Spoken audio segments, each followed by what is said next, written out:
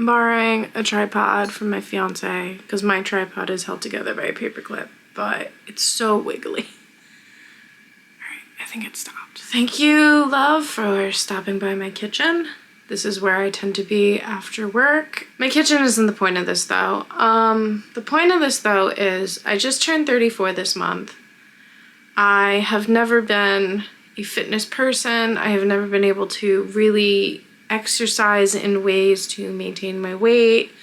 I have been working, I believe, 10 plus years now at a desk, living a relatively sedentary lifestyle. I now have a toddler, so I don't really have time for myself anymore. And with all that, I signed up for a race. I am starting small, obviously. I am not that ambitious, but I have signed up for a 5K. It's in May, and I'm currently training for it. I'm doing 4 running days and 2 rest days. I was very sick growing up. I was asthmatic, and usually when people talk to me about this, they're like, well, you know, if you maybe exercised and like really worked at it and maybe you're not so intense and you build it up, you wouldn't have had the asthma that you did growing up. But here's the thing. I was very active growing up. Before I was diagnosed, I would just run and I would play with the neighborhood kids. I would ride my bike. I did soccer until I was in high school and I had to quit because I just couldn't keep up with the other girls. My body physically, I just couldn't keep up. The older I got and as I went through puberty, the asthma got worse and I thought I would always be that way. I honestly would have days that I thought this is what is gonna kill me eventually. And those are scary thoughts for a child to have, obviously. But something happened. I had a baby. I don't know the biology enough, but I haven't had asthma since I had the baby. I haven't had to have asthma medicine. I haven't had asthma attacks. It's raining right now in New Jersey, and normally pre-baby, I would be very sick. I'd be on the couch. I would be wrapped up in a blanket, all cozy. I'd have had my inhaler probably at least one time by now, but nothing, man. And I read something online that when you have a baby, when you're asthmatic, sometimes the asthma goes away because of the DNA splicing of you and your partner and I don't know. Again, not a biologist. But I do know that when he became mobile and we started to take him outside and I was running with him and we were at the park. I have this very vivid memory of this. We went to the park down the street from my house and there's a baseball field. And he wanted to run and chase us around the baseball field. And my partner was playing, I was playing, and I just forgot myself and I just started running and I just was going in a circle. And my son's little legs are trotting and he's trying to keep up and then I'm passing him and then redirecting and like having a great old time. But then we left and I was like, wait. I didn't have an asthma attack. I didn't need my inhaler. What's going on? So I did the 10K step challenge in October. I posted about that.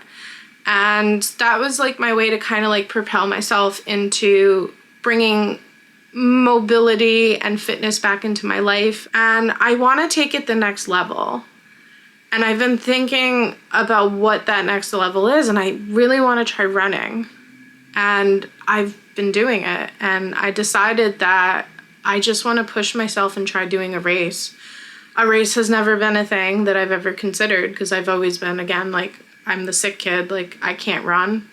I can't run marathons. I can't do what those people do. Now I can consider that, and it's a very different feeling. It's a very good feeling. I'm not going for a time. I am going to get a medal, it says in the thing, for signing up. I picked an easy race, so that's probably why. I get like a medal that says like I did it. I bought the shirt because it's like my first time doing it, so I want the shirt and to be all cute. But I'm just doing this for myself, you know, to prove to me that I can do it. So even if I partially run it and I partially walk it and I come in last place, at least I crossed that finish line, you know, and that means something to me, especially after just the way that my health has been through my life and always thinking I'm going to be the sick person, one thing after another. And I want to invite the changes into my life that running is going to bring. I've made a lot of changes with food. Like I talked about in a video that I don't eat meat any longer to my best of my ability. I've seen improvement with that, and I just want to like keep going at that and, you know, really start trying to live like a healthy lifestyle. Again, like I just turned 34, you don't get younger. And there's things that I want to be around here for. Yeah, I just want to drop weight too. I've been hovering consistently over 190. I haven't been 200 since I've been pregnant, which that was like a brain fuck for me. When I was over 200 pounds pregnant, I felt disgusting. And they kept telling me I was underweight. I'm proud that I was able, after I had my baby, I was able to shed some weight down and come down to the hundreds, but it's been consistently hovering around 190, 195. So I'd really like to get down to 170, hopefully. I don't really know what my target weight should be. Again, fitness isn't really something I've ever done in my life, so there's a lot of research I'm gonna do, but I really wanna just like bring my figure down. I'm tired of wearing the same lazy mom outfit of like yoga pants and a tank top or a long sleeve shirt or a sweater. I would like to wear my jeans again. I actually used to wear jeans all the time before I had a baby. I would like to maybe wear smaller clothes than I do right now. I am very obsessed with watching a lot of these YouTubers that go thrifting and they find all these like outfits that kind of look like, hey, I'm into indie punk rock music, and I'd really love to look like that. I'd really just to like visually like the way I look and feel good about the way I look. Especially after the diagnosis with rosacea that I got last year. And that was really tough to deal with last year. Not that I'm like trying to impress people, but it's just like I want to like, when I look in the mirror, I want to like what I'm looking at, you know? And I don't think it's like very weird to say that's what most people want.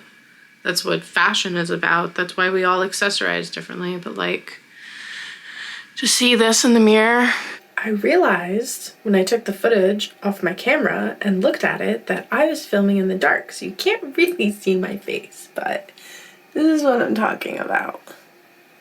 My rosacea. I just cleansed, so it's a little shiny, but that's what I mean. Just to give you a better look, not in the darkness. And especially depending on what I eat and what I drink and the weather, to just like have this like red thing perpetually. And like there's things I can do. Like I've learned about skincare treatments to cleanse it. I have green makeup I can use for social situations, but it's just very hard. People have asked me about it, you know? Like one of the times that I forgot to put the green makeup on when I was getting used to it and I was at the office, somebody came up to me and asked me, why am I crying? And I was like, I'm not crying. And they're like, well, your face is so flush. This isn't something I can really change. This is something I'm always gonna have. I can mask it. I can learn to embrace it, whatever. I'm erring on the side of I want to learn to embrace this. This is part of me. This is who I am. It's not going away. If I put the green makeup on, it's just a bandage of what I am. And I really want, though, to control what I can control about myself, and that's my weight and my energy and my fitness. So I'm training for a 5K. And when I do one 5K, maybe I can do another one, and then I can do another one, and I can do another one. And who knows, maybe in 5 years, I'll be running a marathon. We don't know. So that was the first of week 3. And I did half of it. I did 1.5. A 5K is 3 miles. So I did half a 5K.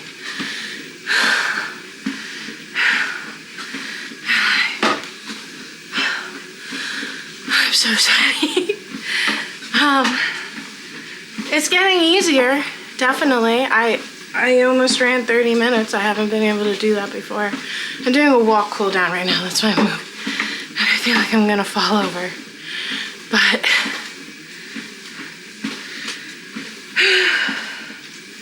I kept wanting to stop, not because I was feeling pain in my chest or pain in my legs, but because, like, mental reasons. And I just kept saying, no, I can keep going, and I did half.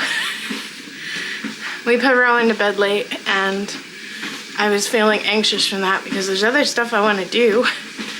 And I was like, I'll do 20 minutes, and then I hit the 20 minutes, and I was like, I should stop. I should get my shower, I should eat, I should do other stuff. I was like, no, I can do 5 more, and I made it to 25, and I was like, okay, I should stop and do all that, and I was like, you know what, let me keep going.